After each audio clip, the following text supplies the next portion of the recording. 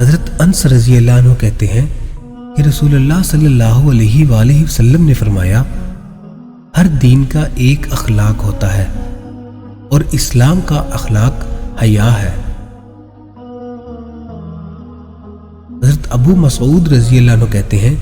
کہ رسول اللہ صلی اللہ علیہ وآلہ وسلم نے فرمایا، گزشتہ تمام نبوت میں سے جو باتیں لوگوں کو ملی ہیں